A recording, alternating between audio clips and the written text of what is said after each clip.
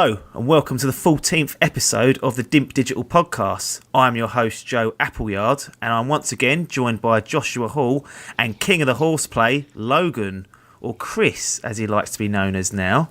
Gents, how are we doing? Good, thanks. Yeah, good. Cheers, mate. Excellent. Just thought I'd kick off and let you guys know that we've had another suspect Twitter follower come through. So we obviously had Chubby Chinporm come through last time. This time, I mean, on the outside, it looked fine. They were just called Destiny Gamer, and I thought that's fine. That's good. What sort of relates to the videos we're putting up. But I had a quick look on the bio, and it says Porn Star COD Gamer Model. I love Destiny. Come play. Sounds ideal. My ideal woman, maybe. Well, I don't know if you saw the state of it. I'm not sure you'd be saying that, but Be a horror show on it. Yeah, I mean, once again, we seem to be attracting this almost niche of an audience. I'm not really sure what's going on. I mean, the only person I haven't questioned in relation to this is Piper, so he's normally the first one that needs to be questioned about this sort of stuff. I'm thinking this now because, I mean, Hall has not got access to any passwords. Logan, you seemed pretty convincing last time, and this does seem like something Piper would do. Yeah, social media manager, I've got to be professional. Yeah, I'm quite happy to be extradited from all the blame here. Yeah, not having anything. So to be fair, Loden is the social media manager, and really this sort of falls under his responsibility. So he's letting it happen. He's got to be questioned. Well, as I say, a follower's a follower. If they're interested in the DIMP Digital brand, then that's a good thing. Maybe spread the word. Porn is a big industry, so get the name out there. Well, maybe it'll pick up then some business.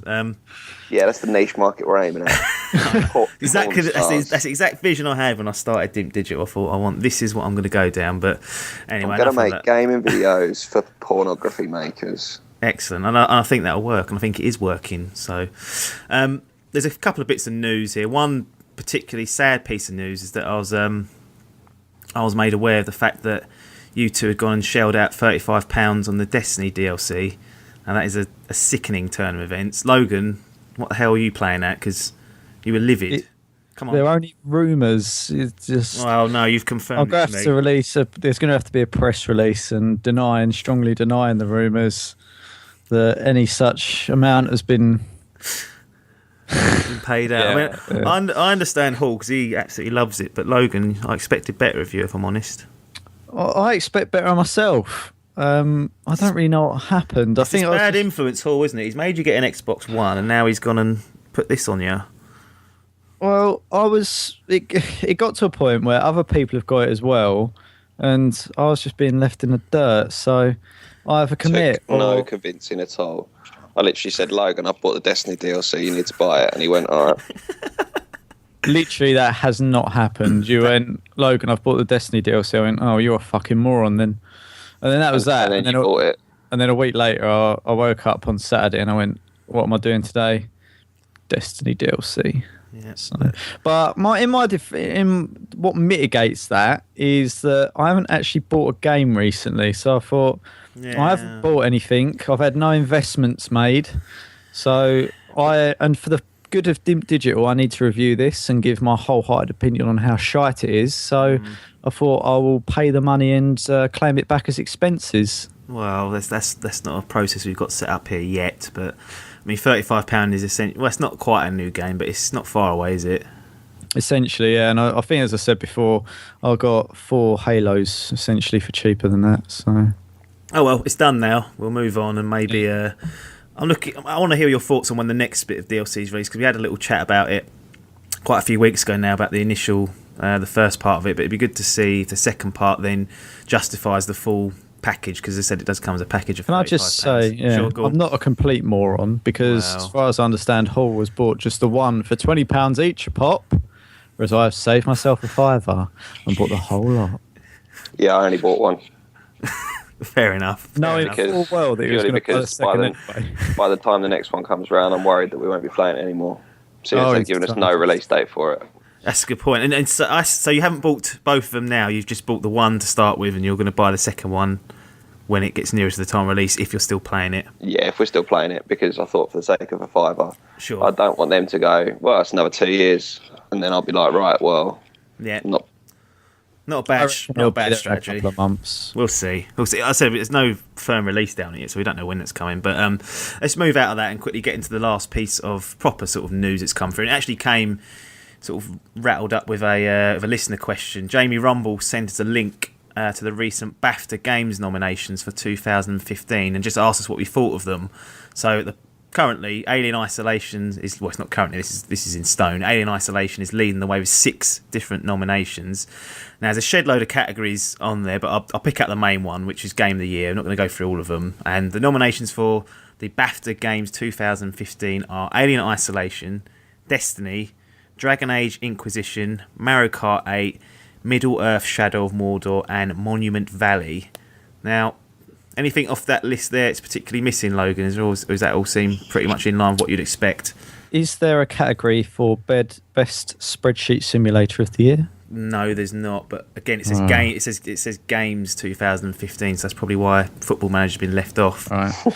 So that sounds pretty much. I mean, I think this is stuff we've covered before. I think they're pretty much the core games. There's nothing specifically. I was going to say Titanfall's not there, but I think Titanfall got stitched up by coming out early. Everyone's forgotten about it.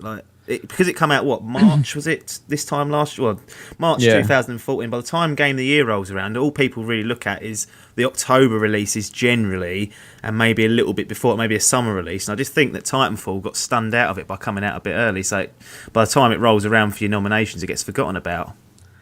It depends what they're looking at. I mean, obviously, Titanfall didn't have a single player of sorts. Obviously, Destiny's is debatable, but it was just a multiplayer game, so maybe they've looked at games with a bigger package or different criteria and decided that isn't there.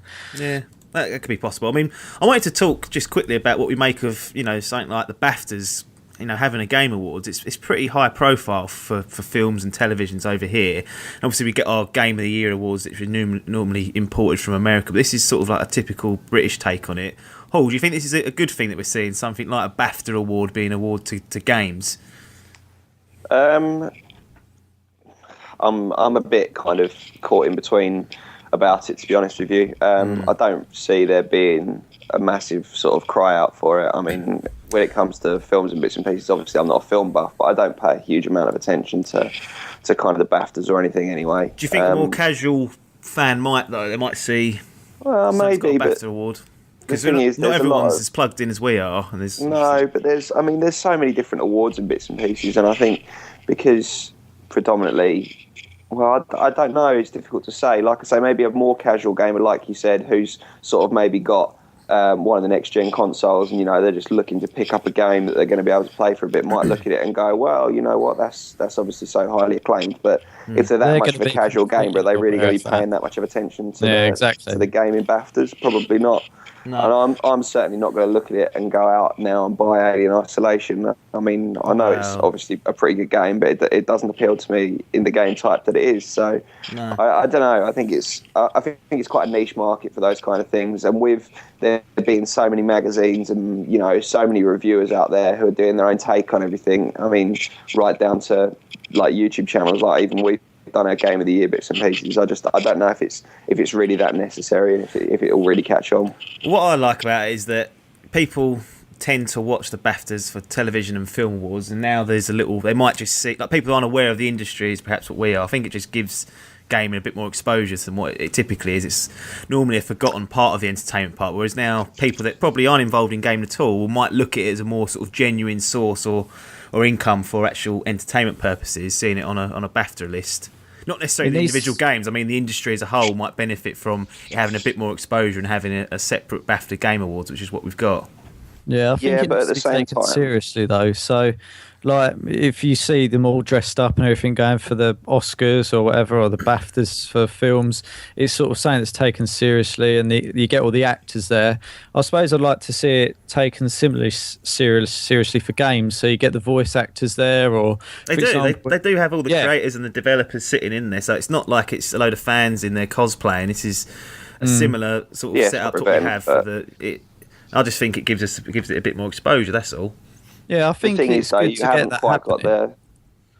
You haven't quite got like the kind of recognisability of the big filming events though, because you don't have, like, I mean, obviously Spacey's appeared he's really been the first person that's appeared as himself in a video game, and he won. I think he got one of the BAFTAs for it, didn't he? One of the gaming BAFTAs. There was a thing on it that he's now won 3 BAFTAs for voice, video, and film or whatever. But the thing is, if you turn up to one of those events, you're not gonna if you watch that event, you wouldn't know anyone. Part of the reason that people like watching it is they like seeing a recognisable face. And unless you hear a lot of voices, like Logan said, you can get the voice actors in bits and pieces, but a lot of people aren't going to recognise the people that are on there. Wow, let's killed that then. I thought it was a good idea. I quite like it. I think it's good. I quite like the idea that it sort of... I mean, everyone's pretty much now got a games console in their house. It's very odd that people don't have a console of some description in a household. Sure. And I just think gaming's becoming such a big industry that... and I think it needs to be taken more seriously. I mean, I think there's still the stigma around gaming that... Yeah. It's a nerdy type thing, but pretty much everyone you speak to, I mean, even some of the people who are 38, 40, 45 are still into their gaming stuff. So it covers a wide age bracket, and I think people would probably be interested in sort of seeing clips of games, and it might even attract bigger actors and stuff to do a bit more voice acting, so it might be good for it. Yeah, I mean, sorry, go on, Hall. No, I was just going to say then again, you've got to think about it in terms of controversy as well. I mean, it takes something like Grand Theft Auto 5, which has really split people's opinions in that it's banned in certain countries, and a lot of people have really objected to it because of the stuff that you can do in the game. Rarely do you get quite such an outcry from a film that wins big awards, like stuff like, you got like the Human Centipede and all that other shit that's just, really sort of sparked a few people's they are Oscar worthy. Anger. But they don't win anything because you wouldn't put it in the limelight. If you then go out and say, well, Game of the Year, Grand Theft Auto 5, everyone's going to be like, well, no wonder we've got so many people going out and murdering and whatever. You're promoting Well, I think you'd have the same political sort of... they'd obviously not put stuff like that forward. I mean, even on that list that you've got there, it's pretty sort of general games. There's nothing overly controversial there. And I think it'd be the same... I mean, there's probably not going to be a Game of the Year coming out which is that controversial. I mean, if GTA 6 did, for example, but... really, they're going to be pretty generic games, so I think it's a good thing. Cool. We'll move on to that. The British Academy Games Awards actually takes place Thursday, the 12th of March. So, yep. I was just about to do that. Tobacco Dock in London.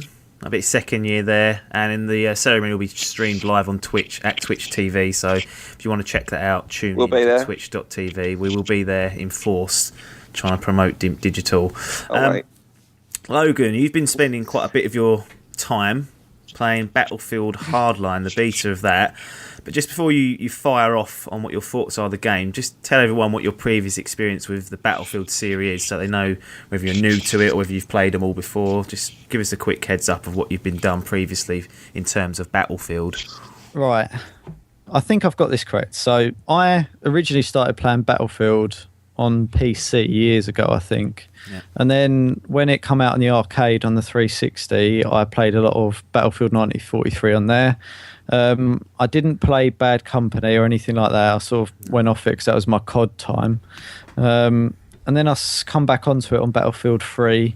We played a bit of that, and then Battlefield 4. So I've played quite a bit of Battlefield. Dabbled in all of them pretty much. Yeah, other than Bad Company. Yeah. So what's your take on this Hardline beta so far? You've had quite a few games, but I've had a handful. Yeah, I've played quite a few. It's sort of mixed thoughts on it, really. So what's the good part? What do you like about it? I like the genre. So, for example, I've been playing a lot of a mode called Heist, where you've got police against... It's cops and robbers, effectively. Yeah. So the robbers have to break into a vault and steal a package or packages, multiple packages, I think. I think it's sort of... I haven't really worked it out properly yet. I haven't really done a lot of it, but you've got that going on, and then the police have obviously naturally got to stop them getting there in a time limit. So I like the idea that it's not just... There is an objective which is a bit new, so there aren't many games out there with this kind of objective on the top of my head that I can think of. So I think obviously you've got a payday type, but it's not PvP. So it's payday with essentially. So I liked that. It's intriguing, and the map's quite good. It's not too big, but there's enough detail on it. So it's intrigued me, and obviously it's got the Battlefield movement in it. It feels very much like Battlefield 4, so that's generally a good thing. And what do you not like about it then? Because you mentioned you've got a bit of mixed views on it. There's obviously something that's nagging at you that's not quite giving it the full-fledged recommendation. It feels lazy. So it feels like, so it's got, I think it's done by Visceral, this one. Yeah, so they did Dead Space and whatnot. So they've picked it up off EA. I think it was EA who did the one before. So EA are publishing it, and then you had DICE who developed it. DICE. Yeah, so DICE have binned it for a little while, and Visceral have now picked up the IP, if you will. And they're now giving it a chance to have a crack at it. I watched a Let's Play of this months ago when I think it must have been in alpha or something, but I watched it ages ago, and it looked sort of really crisp, and I think there was buildings falling over the place, and there was a lot going on. I thought, this looks awesome. And I've come onto it, and it just feels lazy. Like, the guns look really sort of early 360. They really look so basic. Can't be that bad. Detail. No, it does. I don't normally notice stuff like that, but that's all you can notice in a first-person shooter. Generally, is if the gun looks shit, you're going to notice that 'cause that's right under your nose. Yeah, okay, but the surrounding environment and everything, it just looks, for a next-gen game, it doesn't seem to be offering me enough. And if it was an early beta, I would have gone, right, okay, well, they've got their gameplay or whatever and a basic skin in, and they've obviously got something to do with it. But I don't think it's that far from release. So I don't feel like they're going to do an awful lot with it. And it just feels, if I bought that game, which is, to me, feels essentially like a reskinned version with a different game mode of Battlefield 4, I'd feel a bit cheated. I'd feel like it needs more than that. And everything is very Battlefield in it. So it's not like they've done loads of new stuff with this Visceral. They haven't done a load of dev on it. No. And I played one game of Conquest. And how many people do that have on it, Conquest? Because that's typically their big mode, isn't it? Yeah, that's their big mode. I think there must. I can't remember. I think there was about 15 on each side or something when I played it. But it just doesn't work. Like, you've got cops and robbers, and it's just, there's buildings and stuff, but there's no objective. It's just cops versus robbers on this huge map. Yeah. Now, to me, when you say Battlefield, when someone says, "Have you played Battlefield?" I think of a massive competitive multiplayer map, 64 players on a map, loads of vehicles. It's all out war, really. And cops and robbers doesn't really fit the bill to me. Now, I know none of these games are particularly realistic, but you could imagine a war of 64 people on each side being on that scale and being that big. But it just doesn't sit right with me that, you know, you have these mass big skirmishes involving like an army of cops and an army of robbers. It doesn't feel right in my brain as to what I could establish as ever happening. And I do agree that it does look like almost like a sort of a £50 mod in a way to what Battlefield 4 was. Yeah, and I just, as I say, I've only played one game of Conquest, so I thought, right, I'll see what's going on in it, see what they've added. They've added nothing. It's the same stuff. It's just reskins. There's like a police van. I think you can get a Jeep. You got the choppers. It just doesn't feel right. I mean, I've got a robber coming at me in a Mustang. Yeah. I was like, what? Why is he? What is that doing here? Why? On what world would this be happening? Wow. It's not meant to be a fantasy game. I was like, it just didn't feel right. But as I say, I was expecting more from it because of the early Let's Play I saw, and I thought they were going to be focusing quite heavily on this cops and robbers heist theme, which I really like the idea of because it was something new. Yeah. I mean, okay, it's been done in Payday, but as I say, it's PvP, so I thought this has got real potential, and it just feels like they've let me down on it, really. Yeah, they've blown it a little bit, and this beta has been huge. It's been bigger than the Destiny one. It's got over 5 million people on it. Sure, yeah. And I don't know. I don't know whether people. Yeah, but there's right. I've put in a fair amount of hours over that. It's only been out about a week or so, I think, if that. And I thought I've put what is a decent amount of hours in for a beta. And I think I'm on level 12, 9 or 12. I think it's one of them. I know it's random, but I can't quite remember. And there's people on there that are level 72. That's a joke. I just think, how is that happening? I hope that gets carried forward, or they'll be sickened. So, Hall, you played Battlefield 4. Does Battlefield Hardline interest you at all? Not really, to be honest with you. I mean, my background in Battlefield was I played a little bit of 1943, a little bit of Bad Company 2, quite a bit of Battlefield 3, and now I've got Battlefield 4 on the Xbox One. I got it with release. Sure. And for me, it's a game that I pick up, play a little bit, get aggravated by, and turn off. Sure, that's all online multiplayer games, though. No, I just can't get good at Battlefield, no matter how hard I try, and it really fucks me off. But I am very much of the same opinion as you, in that Battlefield to me has always been kind of a bit of an epic, big scale war game. Yeah. Like, I don't think it needed the whole cops and robbers thing. Like, I've got Payday 2, and I love them.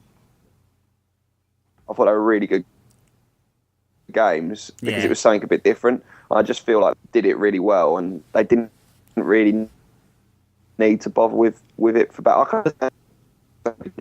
Almost a bit gimmicky, but I don't know, it just doesn't feel right. It doesn't feel necessary, and judging by Logan's scathing review of how it feels a bit unpolished and a bit not sort of ready for release, I'm certainly not going to be running out to get it anytime soon, put it that way. Yeah, I think we've got to point out that it is a beta. We don't know what time of this code was dropped. I mean, yes, it's near the release date, but it doesn't always necessarily say this is how it's going to look or feel. I think of course, in general, but I mean, first impressions matter a lot, and that's why a beta can be a good thing and it can be a bad thing, because if people get that initial impact of, God, this handle's a bit shitty, or this looks a bit crap, then it's quite easy to get put off of a game that you were otherwise looking forward to. I mean, I know you've been looking forward to the Hardline beta for quite a while, Logan, and obviously if it doesn't quite live up to the expectations, it's going to put you off the game full stop almost, isn't it? Yeah, I mean, as I say, I didn't do a lot of reading on it. I saw a Let's Play and it got me quite excited for it. So my image in my head of this was going to be sort of a semi-epic battle in sort of a sort of city that you could sort of go around and you had to stop these people escaping into the van with the loot, etc. And they've sort of done that, but then I feel like they've played it safe in keeping the conquest mode. Like, I wish they'd have built it more around. If that's what they wanted to do with the cops and robbers, then make a game for it. Don't just sort of market it for a normal Battlefield. Yeah, and it just doesn't work for a normal Battlefield game, and that's the big problem I've got with it. Is when you're playing as I said before, a big sort of 64-player game, and you've got all these cops, all these robbers, and instead of going up against, I mean, how's it going to work if the robbers have a fighter jet? Do you know what I mean? It wouldn't happen. Why would they have a helicopter? Well, no, it's even things like snipers. Like, why would you have a team of, say, like Conquest used to be 64 players. Yeah. You get 32 on each team. Yeah. So you got 32 robbers going at it. You'd have the fucking army out, wouldn't you, against them? It wouldn't happen. It doesn't feel right at all, and that's my only disappointment with it, is that I was expecting this. When you mentioned Payday, and I said it before, I expected this Payday PvP experience in the game, and I thought they're going to really sort of make it awesome, and they've sort of got halfway there, and it feels like, to me, it feels very Battlefield 4 like. So it just feels like they've just got the engine off DICE and gone, cheers. Yeah. We'll do a little bit of reskinning with the characters and make a map and sell it as a game. So just quickly before we finish up on Battlefield Hardline, would if Visceral Games had gone out and, I don't know, maybe they had made it a bit smaller, so it wasn't like large scale Battlefield, a bit tighter and a bit more sort of, tighter in and not massive open maps, do you think that would have worked better for this particular route they're taking it down, or is it still going to have not really appealed? Yeah, absolutely. I mean, I've had good fun on this heist mode. I liked it. I think it's good fun. I like the idea that's there. And I just wish they'd not have played it safe with this conquest mode. I mean, maybe they won't release that for the actual game. I don't know what they're doing. It will be there. That's what I thought. I thought it's pretty much a safe guarantee. But is that hurting you, though, it being there as a mode? Yeah, because it doesn't work. You haven't got to play it, though. You could play it. No, I know. Sorry, I see what you mean. It's not hurting me, no, but if they're just giving me one heist with one or two maps, I don't know. I just think that to me should be what the game is about, really, with a few sort of mods around it. Yeah, it just sounds as though they just shouldn't make it a Battlefield game. Like, make a fun game about cops the cops versus the robbers. Yeah. Make it heists. You don't need Battlefield Battlefield tagline on it, because all that does is it just gives people, like you say. The thing is, the hardcore Battlefielders are going to be looking for the Conquest game mode, and it's just going to spoil it for others. So don't attach that stigma to it. Just say, look, we've made this new game, and I expect it to probably be a lot more. I mean, my advice to gamers would be, if you want to play Conquest, then stick with Battlefield 4, because this is literally offering you nothing new. Yeah. I mean, I say that we get CODs, but they are genuinely different in some aspects. This is literally playing Conquest. Come on, mate.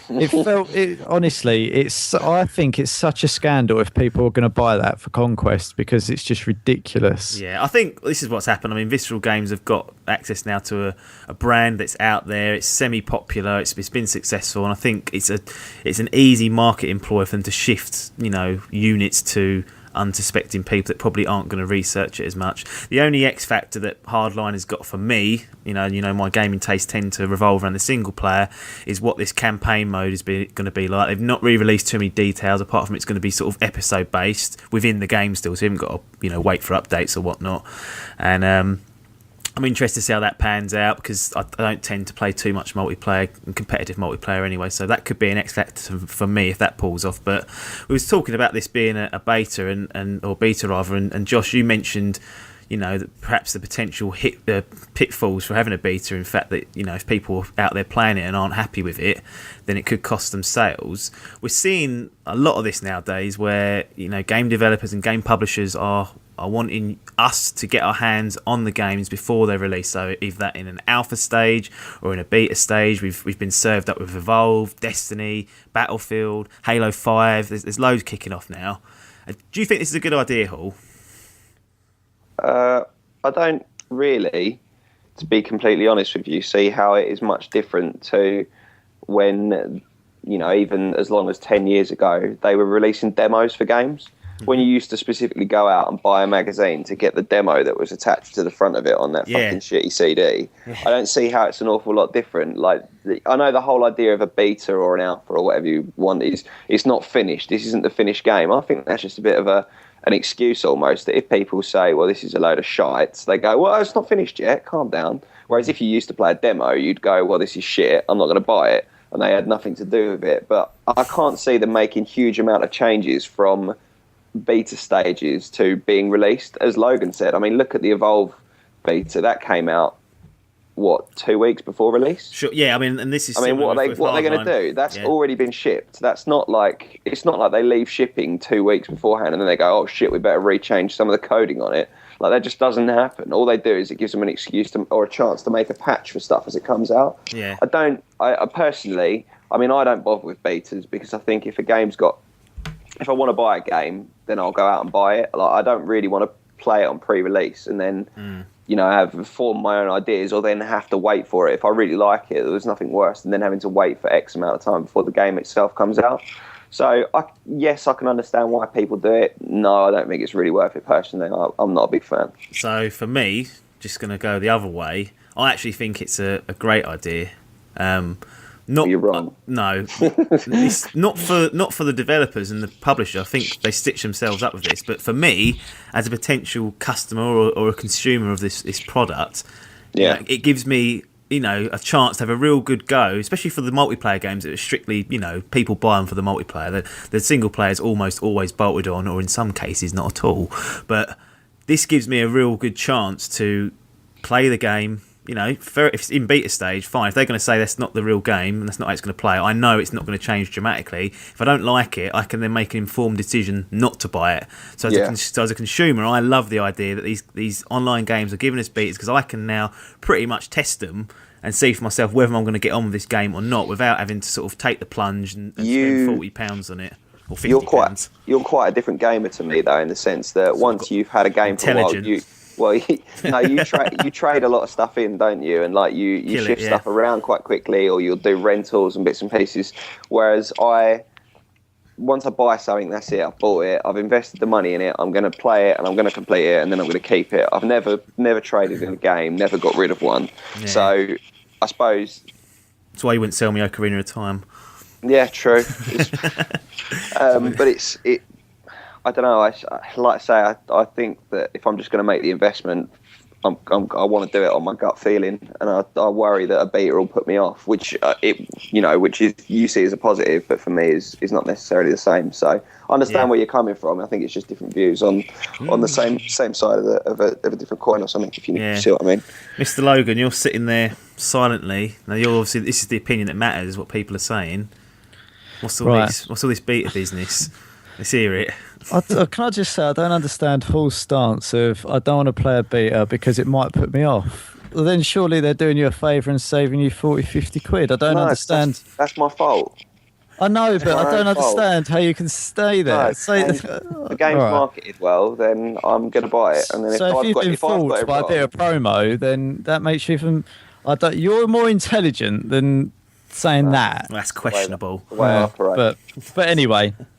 Hall brought up a good point, actually, that all of these... It's not a good argument, but it's my argument. Well, that's fine. I mean, because that represents a big portion of gamers out there. Yeah, so I don't think necessarily just because I'm sitting on my high horse going, if I don't like it, I don't get it. People don't. And I know I'm probably in more of a minority than that. So, if anything, I'm the twat sitting here.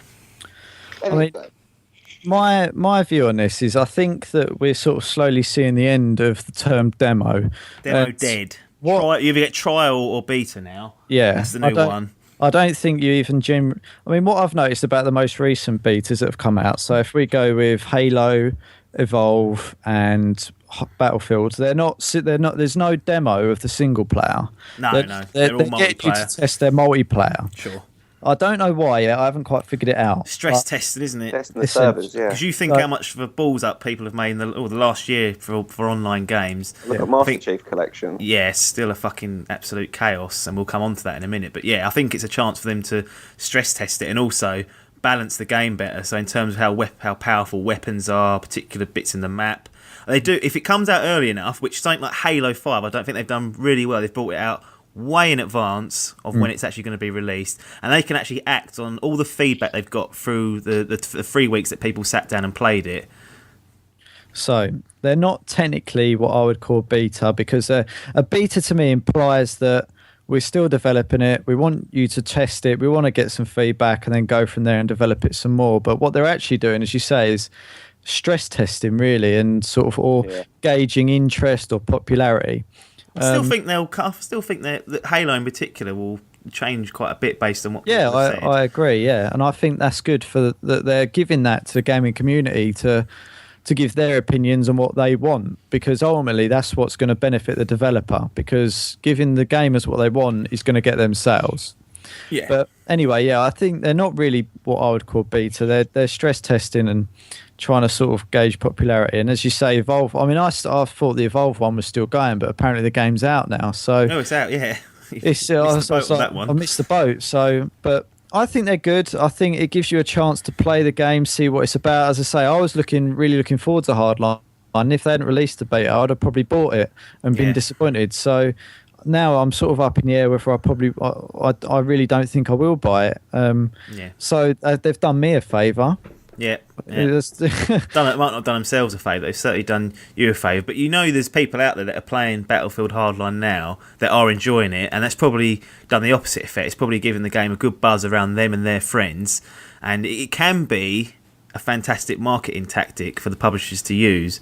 But it's only if what you put out there is enjoyed by people. Otherwise, it will have the opposite effect. Unless you're Hall, in which case it won't affect you at all. You'll just go about. You won't play it, and you'll go out and buy. Buy whatever. Yeah, which is a fair enough stance. But I think it does feel a bit sort of.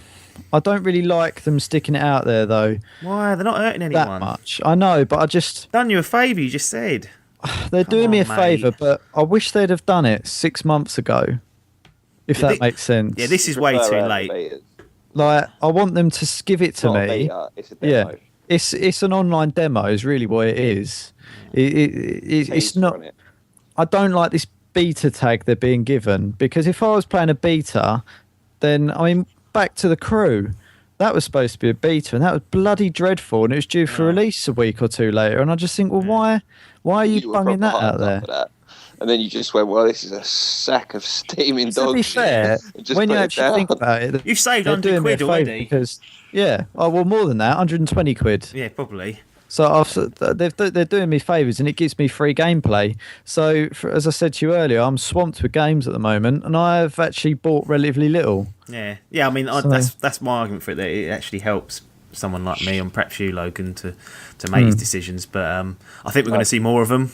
I think as multiplayer expands, we're going to see more of them. Destiny had an alpha. Destiny had a beta as well. So I think a lot of developers and publishers will look to try and get these things out, and to help them understand where the needs are. If they take the thoughts and comments on board, it's up to them really. But they can pretend they did, I guess, at the end of the day. If any devs are listening and they want to come on and have a little chat about this, then let us know at dimpdigitalmedia@gmail.com. Get in contact and we'll have a chat. Well, I might as well get you to do the closing out. You seem to have it nailed down to a T. Obviously learnt off the best. We briefly mentioned Halo 5, and 343 Industries obviously now developed that. Bungie have moved on to Destiny. But they announced earlier this week that they've canned their proposed plan to allow a public beta, so again we're coming back to this beta bollocks, to test an upcoming patch.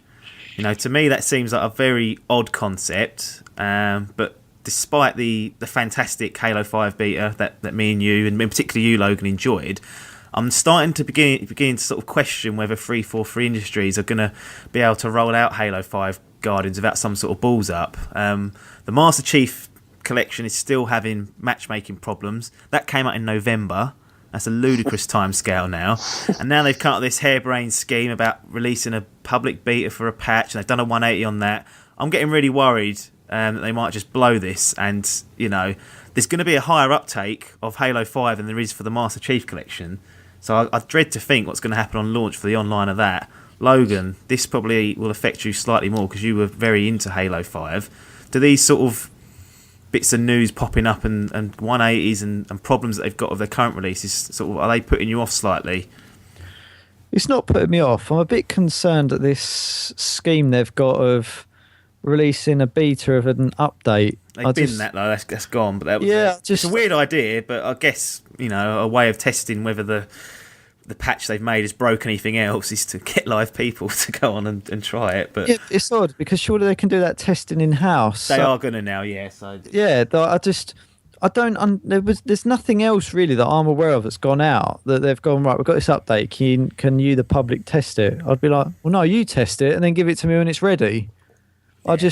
It seems a very odd concept, so I'm glad they've bin that idea off, because the last thing I need is another beta on my plate. So we're not saying, after this podcast, we do not say beta again, because I'm getting sick of the word, if I'm honest. It's sickening. I don't know what 343 have done before, so of what sort of, are you aware of any sort of previous games they've done? What do you know what they've dabbled in? Well, they done Halo 4, so that was their, they took that over from Bungie. So the last gen version of Halo was taken over by 343 Industries. So which was a successful game. It was, but then a lot of people then they were even questioning that they had, that wasn't that good. I think they contributed to Halo Reach, and they did. That was put out. Basically, the first one they did was Combat Evolved, the anniversary one. They remade the remake, and then they did Halo 4, and then they made that piece of shit Spartan Assault. So they've done fuck all, really. Yeah, all they've done is Halo, basically. Right. Yeah. They've basically taken Bungie's IP and then either remade it, and then they've taken up the sort of main franchise. They did a bit. I think they did a bit on Waypoint as well, which was just like the stat tracker. That's it. Yeah, they contributed to that part of it, but they didn't actually make that from the ground up. But they've not been around a great deal of time, to be honest. If you look at that sort of history, they've sort of been handed this by Microsoft, it would seem. On the inclination that Bungie were perhaps going to go off and do perhaps bigger things with Destiny and get a multi-platform game out there. So you do question their credentials a little bit in terms of being able to manage a franchise this big. I mean, you've played all the Halo, well, pretty much all the Halos there's been. I remember we used to play Halo 3 an awful lot. We still offer geekdoms.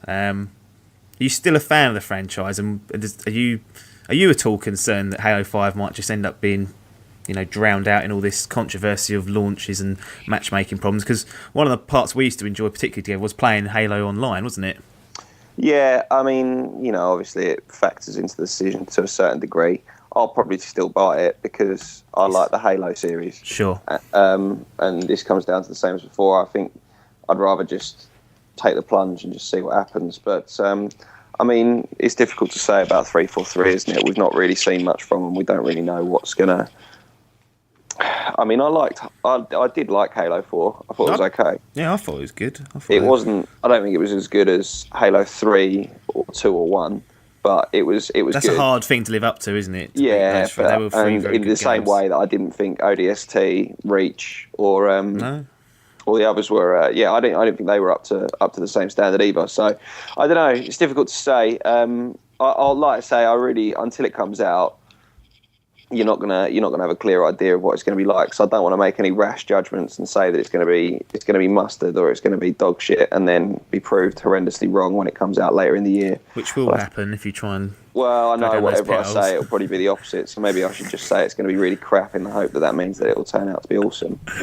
I think it did look good, to be fair.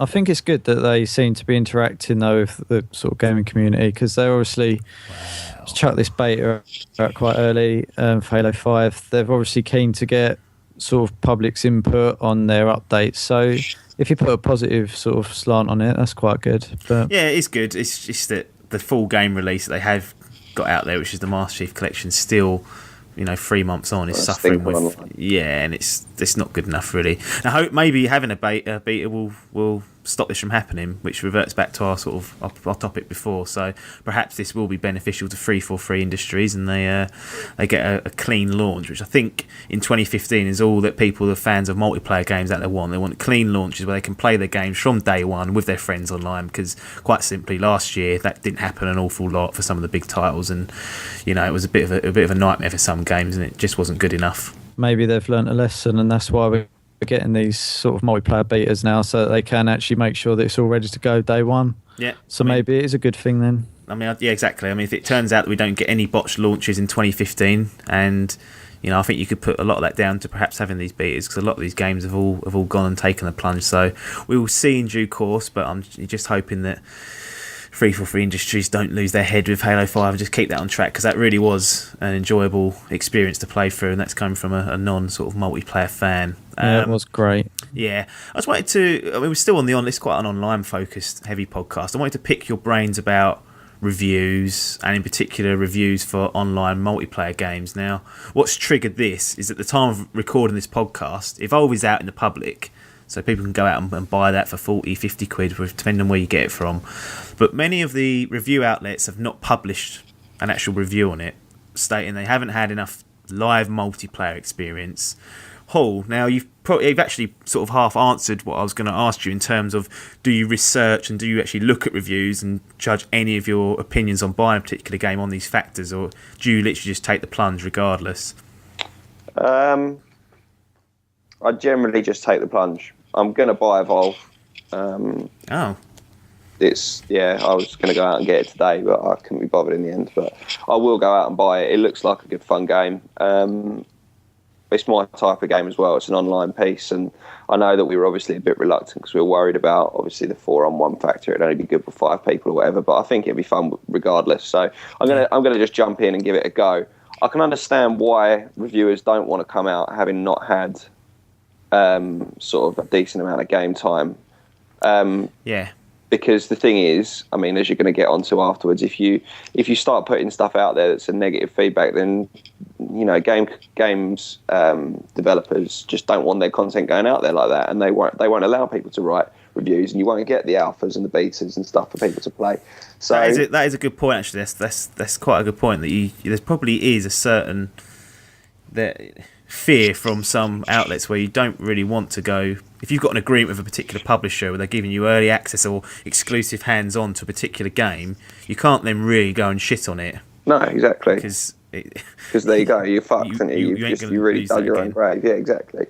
So I think there's quite a lot of pressure on people to make sure they say the right things about certain games as well, especially where it's becoming such a competitive industry, you know, in terms of games reviewing and bits and pieces. There's so many, once again, there's channels and, you know, so many different outlets. It's not like it used to be where it was just pretty much like the official magazines that came out and that was it. There's so many different outlets now that if you start going around and, you know, writing bad reviews and fucking people off, then no one's going to give you their stuff to play, and no one's going to give you the opportunity. So, no, Mr. Logan. So, say for example, we're in this parallel universe where you want Evolve.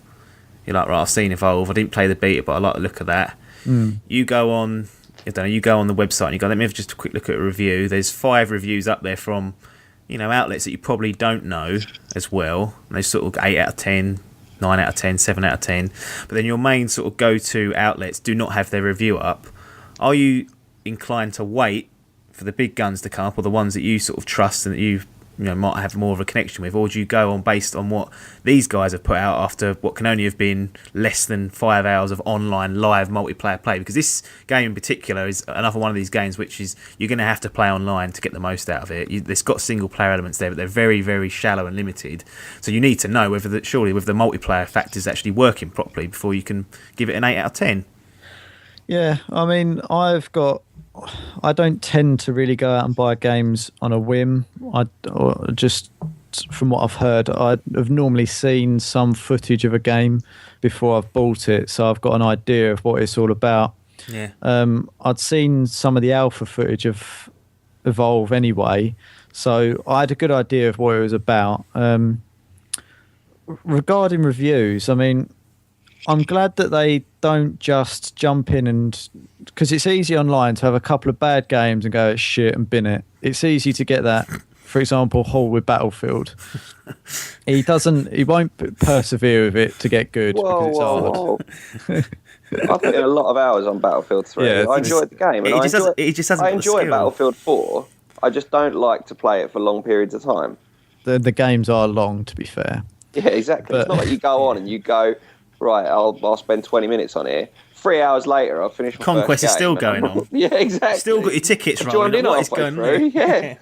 So, but anyway, so I'm glad that they sort of are willing to give it a good go. But sometimes as well, I think it's worth your first sort of gut instincts and the things that you notice on the game when you first put it on.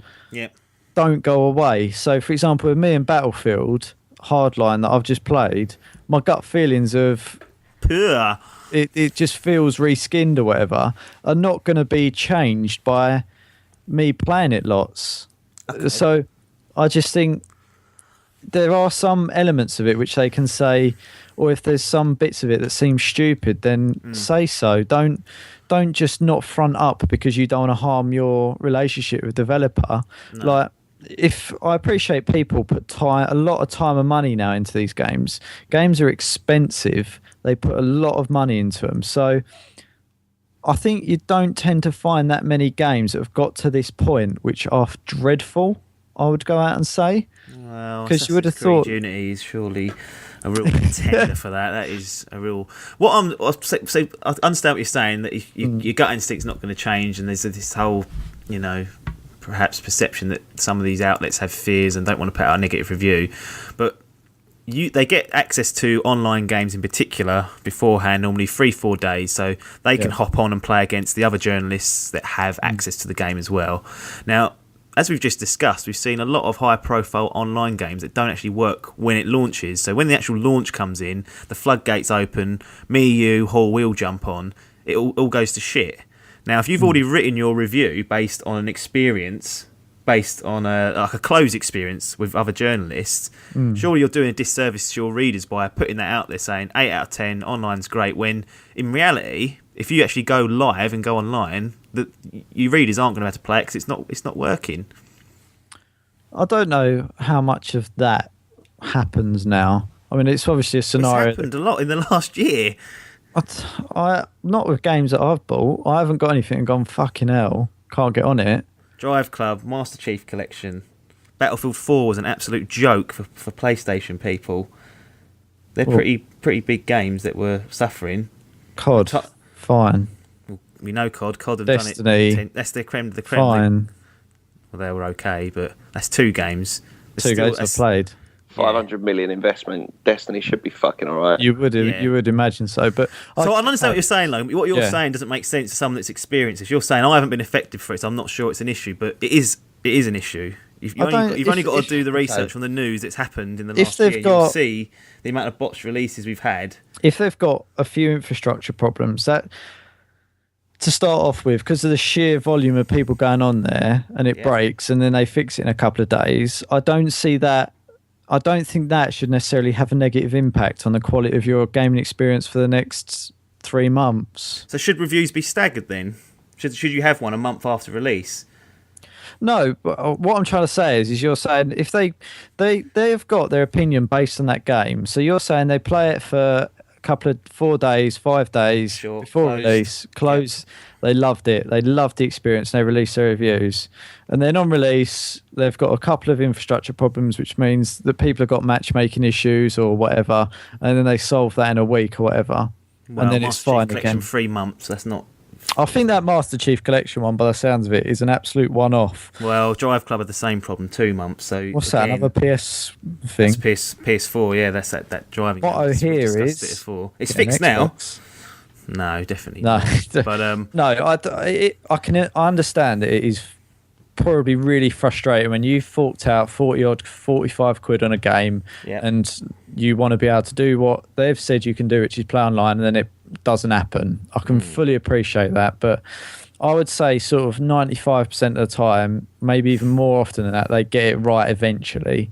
And you can't expect them all just to get it right on release. Well, I think if you're charging £50 for these things, you've got to, and you're an online only game, that needs to be addressed. And I think the reviewers now, as I said, they've not released, a lot of the places haven't released their reviews yet, because they know that if they say it works and it doesn't, they're going to look like shit and have egg on their face. So even the outlets now are starting to smarten up to the idea that it doesn't matter about having your review out on day one. It's more that when you put it out, you make sure what you've got in there is accurate and is consistent with what's actually happening. Because the last thing you want is going, say for example, you read an IGN review and then you get loads of people come back saying it doesn't work. Why have you given it a 9 out of 10? And they've got that shitstorm to deal with just because they put it out earlier. And it annoys me when they have these sort of review events where they actually take in the media outlets and they have them all in one area, again, to play on essentially a massive LAN of a multiplayer game, because that's not a true reflection of what's actually happening. But people are going to buy it on day one regardless, so I guess that those people are not really going to be bothered about the reviews in particular. I mean, I've generally learned that I don't tend to buy games on release day now. I tend to sort of give it a little bit of time just to make sure that everything is as it should be, because otherwise you're just going to get burnt and not be able to play it anyway, and it'll just frustrate you. Well, exactly. Enough of that. Final topic. So Nintendo gets a little mention here and there on the podcast. All sort of our little mascot, I'll say. They had a good 2014 in my opinion. Some people don't agree with it, but I think in terms of the games, I was most tempted I've ever been to buy a Wii U, and with Zelda coming hopefully later this year, that could be the tipping point for me based on the back catalogue of games they've got. But since we were last together, Nintendo have released details of something called the Nintendo Creators Program, which is set to go live 27th of May this year. And here's a quick rundown of what it actually is. Now, this is what it says on the Nintendo website. It says, join now and receive a part of the advertising proceeds for your Nintendo-related YouTube videos. And Mario's there with his moustache giving a big thumbs up, so it sounds great. But what it actually means is that if you're signing up to this program, it will entitle Nintendo either 30% or 40% of the video's ad revenue, depending on whether you link your entire channel to the scheme or whether it's just an individual video. So if you want to link your entire channel to the scheme, in which case they will only get 30% and you'll get 70%, your channel must only have Nintendo related videos on there. So Dimp Digital gone, that would never fit the rules for this. And not only that, the videos that you do put on there, the games that you do sort of cover, have to be a list of games that are on a pre-approved whitelist. So there's sort of another little hitch in there. Now, I must say, just from our perspective, we don't monetize any of our content on YouTube, so this has pretty much zero effect on us because we don't get any money out of this at all. But there are people out there that do use YouTube as a way of income, and 30 or 40% coming out of your Nintendo-related videos is quite a big chunk. So I guess the question is, over to you, Hall, are they entitled to do this, and should they be doing this, considering they're probably quite a cash-rich company as it is? Yeah, well, you've got two views here. You've got the sensible Hall, and then you've got the horrendously biased Hall. Let's do sensible Hall, and then biased Hall can come out afterwards, because that'll probably annoy Logan. Sensible Hall probably. Well, no, they probably haven't got the right to do it. I mean, no, that's not true. They've got every right to do it if they want to do it. In reality, does it make them seem like does it make them come off badly? Yes, because everyone looks and goes, well, that's unnecessary. Like you say, a company that's doing relatively well, going out and of their way and kind of taking from the little guy. Why bother? But then again, if you don't like it, don't use Nintendo content. Yep, that's a fair It's quite simple. Just don't make any Nintendo content. I mean, Nintendo consoles are not compatible with most capture devices. No. They have a special blocker on, so the only way I can film using my Wii U, for example, is to run it through my Xbox 360 and then into my Elgato. It's the only way I can do it. So they put measures in place. Other capture devices are available. It doesn't matter if Elgato want to fucking sponsor us, then let them. Yeah, come on. If you're listening.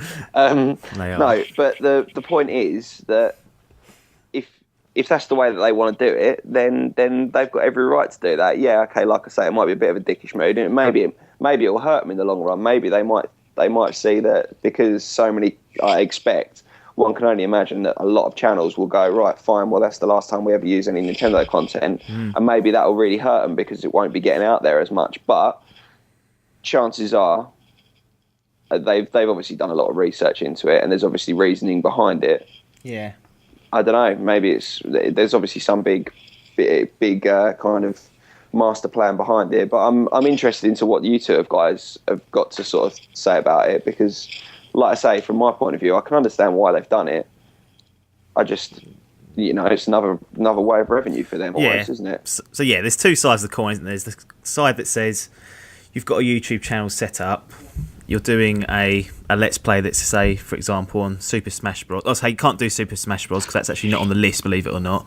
So you couldn't actually do that. Say you put Mario Kart 8 and you get 1 million viewers. That gives you X amount of money. Now, the argument is that the people that have watched that are only tuning in because it's Mario Kart 8. And also you've got the other side of the coin where the person who's running the channel is saying, well, no, they're tuning in to hear me give my opinion on this game. But it's sort of like the chicken without the and the egg. What come first? What's actually triggering the people to come in? Now, me personally, I don't think there's any necessary need for Nintendo to do this. It reflects very badly, I think, on them in terms of people that do currently stream and upload content for them. I do see it as it is almost free marketing for them, because people are playing the games and they're getting a bit more exposure out there. I just don't think it's necessary at all for them to be doing this. As I said, they're financially well off. The Wii sold an absolute shed load, and they're probably still living off just the original Wii. And I think it might harm them. And it just shows to me sometimes how they've had a really good year in terms of developing all these games, all these in-house games and whatnot. They've got no third-party support, and they've dragged the Wii U, out of the mud. But then they're just such dinosaurs when it comes to just dealing with everyday life and things like this. You just think, what's the need for do that? People want to love Nintendo. People that have grown up with Nintendo consoles want to love them. But when they do things like this, you'd expect this out of Microsoft or Sony, to be frank, but not out of a sort of a platform that's seen as a consumer friendly that is Nintendo. Yeah. Mr. Logan. Yeah. Come on. Well, I'm glad you brought it up, actually, that this is free marketing for them. I mean, you got some huge channels out there that are rivaling us at the moment, and there's just not quite topped us, but yeah, they're up there. We'll watch them in the rearview mirror. But there's one channel that I particularly follow, and I think they've got a pretty frosty relationship, I think, with Nintendo anyway. But they don't tend to, or haven't in the past, done a lot of their games, because I don't think they're allowed to, because they did a bad review once and they banned them from doing it. And it's like, well, you got to take the good with the bad. But with regard to this, they're basically charging people to market their games. I mean, you pay publishers to market your game for you, and then when you're getting free advertising, you're then charging them to advertise your game for you. And I just think if one of these big YouTube channels comes up with it and markets your game, I mean, as I say, I watch a lot of my Let's Plays on this channel, and that gives me a good flavour for the game of whether I want to buy it or not. Logan, you can say the channel. Okay. Well, I don't. So it's Let's Play Achievement Hunter. Oh, yeah. So they often get given games. So, for example, I saw the Evolve Alpha through them, and a lot of I saw the Battlefield one through them, and they generally get access to it, and then that obviously allows me and makes me get excited for games, and makes me form an opinion on whether I want it or not.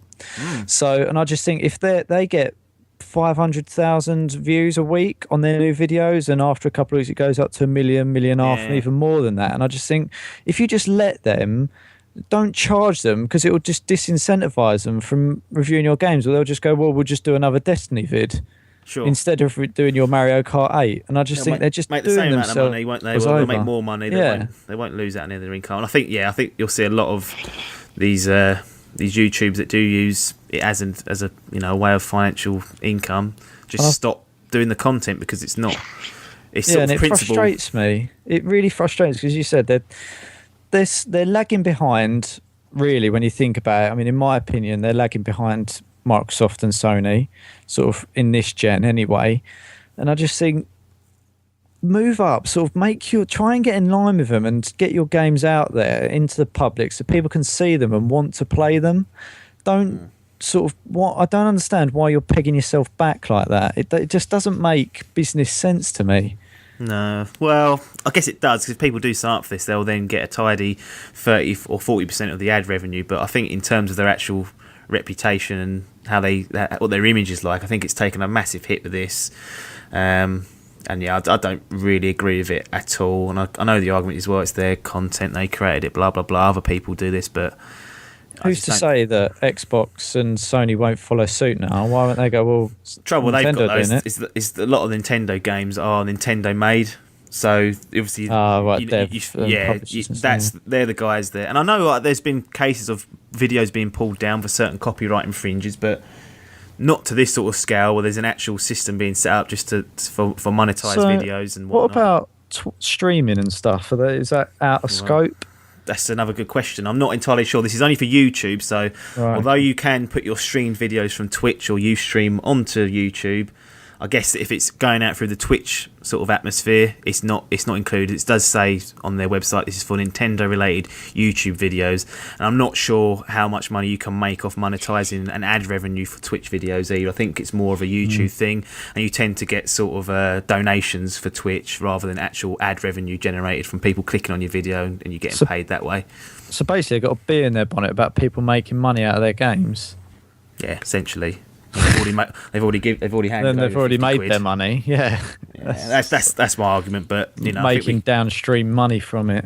It's not a very good tactic in my opinion. Again, they'll make them a little bit of money, but I don't think image-wise it's going to do them a great deal of favours. But Paul, I'll let you have the last say since you are Mr. Nintendo, and then we'll close it down for the day. No, like I say, I mean it's. I would never say that I agree with it, because obviously I think it's, like you say, they just seem like they're kind of a bit behind the times. Maybe they don't. I don't know how sort of much it feels like they're really misinterpreting the amount of good that YouTube content does them. Yeah. But I mean, I'm sure there's someone who's far more intelligent than the three of us who's done a lot of research into it, and they're taking a calculated risk in doing it. Maybe they're thinking to themselves, well, it's going to cost people so much hassle to shut down channels and to delete content that people will just sign up for it, and we'll get a. They just won't do their content. They just won't do it. Well, the thing is, it's not just that though. They've said that it's for stuff already up there, so people have to go back and delete all Nintendo content. Well, they're doing it retrospectively. Well, it's still on there, still being viewed, isn't it? Oh, my God. So you'd have to go back and delete everything that you've got that's Nintendo-based, which obviously, is not so much of an issue. I'm not sure I'd go boring people, but I'm not sure how legal it is to do that. Well, they've already made one U-turn, because the whole piece about, you could enlist your whole channel.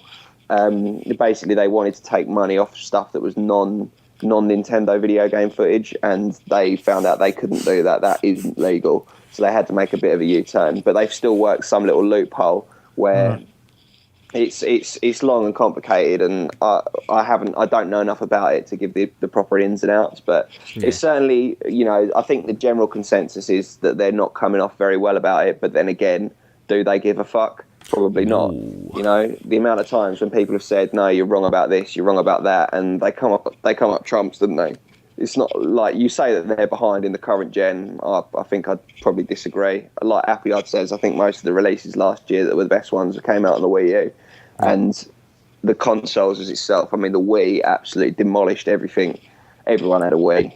The Wii U, not so much, but that's because it was so expensive at release. Maybe now that it's becoming a little bit cheaper, might start to see it pop up in a few more homes, especially because people haven't got the YouTube content to go and watch to get their fix of any Nintendo bits and pieces. Or maybe they won't go and get it because they haven't got any footage to see what the games are like. That's the end of it. Exciting stuff. Yeah. On that note, let's call it to a day. If you want to get in contact with us via Twitter, it's at Dimp Digital. Our Facebook page is facebook.com/DimpDigital, and our email address is dimpdigitalmedia@gmail.com. Remember, you can subscribe to this podcast directly through all decent podcast outlets, and be sure to check out the Dimp Digital YouTube channel to see our latest video content, although I doubt it will have any Nintendo stuff on there. That's it for now. Game over. It's goodbye from Logan. Ta-da. It's goodbye from Hall. Bye. And it's goodbye from me, Joe Appleyard. Thanks for your time, and ta-da.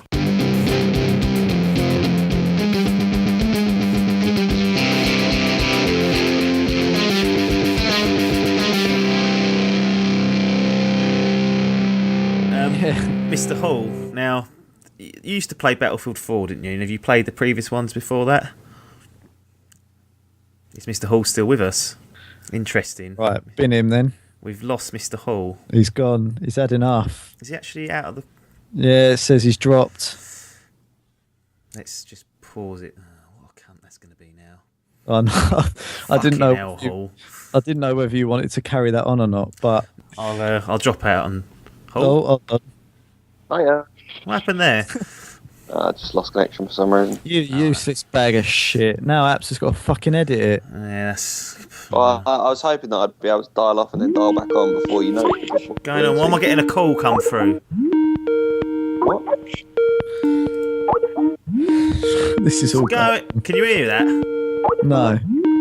Something's trying to call me. Something? Oh, yeah, I can't see it. What do you mean something's trying to... It's ringing! I can't fucking tell what it is! What's I can't ringing? get rid of it! Oh my god. This has all gone wrong. Fuck. Who's ringing you? I don't know, it's not telling me. The noise is just going off. I can't... How'd you get rid of this shit? You're going to have to end the call and redo it, I think.